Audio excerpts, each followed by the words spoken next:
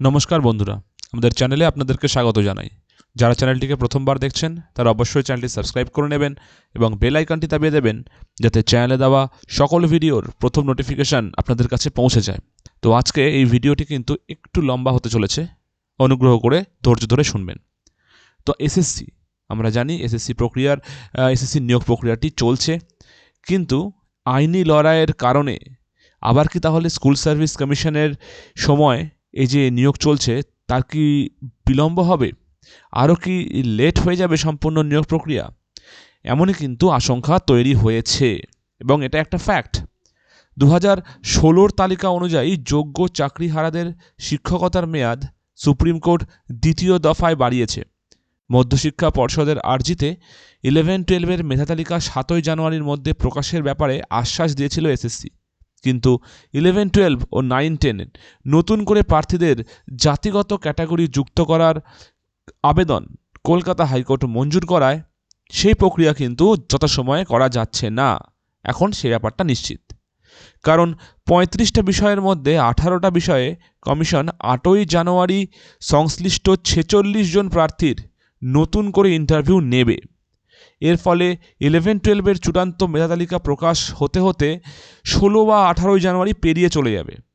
অথচ শীর্ষ আদালতে এসএসসি 15ই জানুয়ারির কাউন্সেলিং শুরুর কথা জানিয়েছিল। তো এই মেধা তালিকা প্রকাশের পরেই স্কুলে নিয়োগের কাউন্সেলিং হওয়ার কথা। রাজ্যে 23 থেকে 26শে জানুয়ারি টানা সরকারি ছুটি আছে, ফলে 9-10 ডকুমেন্ট ভেরিফিকেশনও কবে শুরু হবে তা নিয়েও কিন্তু যথেষ্ট সংশয় রয়েছে। সূত্রের খবর, উচ্চ মাধ্যমিক স্তরে হাইকোর্ট একদিনের সময় বেঁধে দেওয়ায় উপযুক্ত নথিসহ মোট 154 জন নতুন করে ক্যাটাগরি যুক্ত করেছিলেন। তার মধ্যে ডকুমেন্ট ভেরিফিকেশনে 108 জনই নানা কারণে বাদ হয়ে গেছেন। কিন্তু 9-10 আদালত কোনো সময় বেঁধে না দেওয়ায় ক্যাটাগরি যুক্ত করা প্রার্থীর সংখ্যা 2000-এর কাছাকাছি। 9-10 ভেরিফিকেশন লিস্ট 12ই ডিসেম্বর প্রকাশিত হলেও কোর্টের নানা রায় ও একাদশ-দ্বাদশের ইন্টারভিউয়ের কারণে সেই নথি যাচাই প্রক্রিয়া বারবার পিছিয়ে গেছে। চাকরি প্রার্থীদের আশঙ্কা, ফেব্রুয়ারিতে মাধ্যমিক ও উচ্চ মাধ্যমিক পরীক্ষা মিটলেই রাজ্যে ভোট ঘোষণা হয়ে যাবে। তার আগে 9-10 নিয়োগ প্রক্রিয়া সম্পন্ন করতে না পারলে ভবিষ্যতে ঘোরতর সমস্যার মুখে পড়বে হাজার হাজার যোগ্য শিক্ষাপ্রার্থী। যোগ্য চাকরিহারাদের মধ্যে যারা 11-12 সুযোগ এখনও পাননি অথচ 9-10 ডকুমেন্ট ভেরিফিকেশনের ডাক পেয়েছেন, তাদের দাবি 11-12 লিখিত পরীক্ষার ফল বেরিয়েছে 7ই নভেম্বর, নথি যাচাইয়ের তালিকা প্রকাশিত হয় 16 নভেম্বর, ভেরিফিকেশন হয় 18 নভেম্বর থেকে 4 ডিসেম্বর। তারই মধ্যে 27 নভেম্বর বাংলা ও ইংরেজির ইন্টারভিউ শুরু হয়ে গিয়েছিল।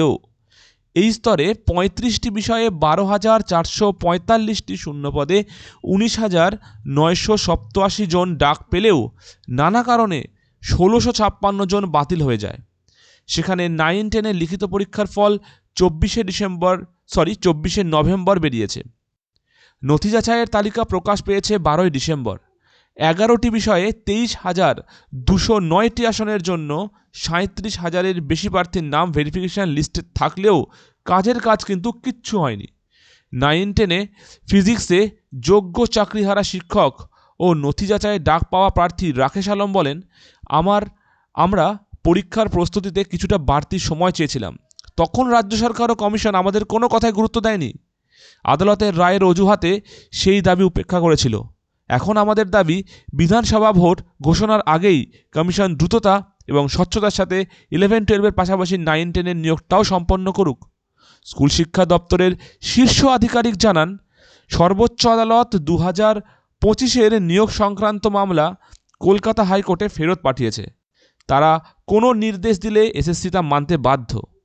কোনো ক্ষেত্রে কমিশন সিঙ্গেল বেঞ্চের রায়ের বিরোধিতা করে ডিভিশন বেঞ্চেও গিয়েছে। সুপ্রিম কোর্টে এসএসসি জানিয়েছে 9-10 24 মার্চের মধ্যে মেধা তালিকা প্রকাশ করার চেষ্টা করবে কমিশন। এক্ষেত্রে 30 মার্চ কাউন্সেলিং শুরু করার কথা আছে। কিন্তু ভোট যদি চালু হয়ে যায়, ভোটের বিধি লাগু হয়ে যায়, তাহলে কি আদৌ এগুলো কিছু চালু হতে পারবে? এবার সময় সব কথা বলবে। আজকের খবরটি এই পর্যন্তই। ধন্যবাদ।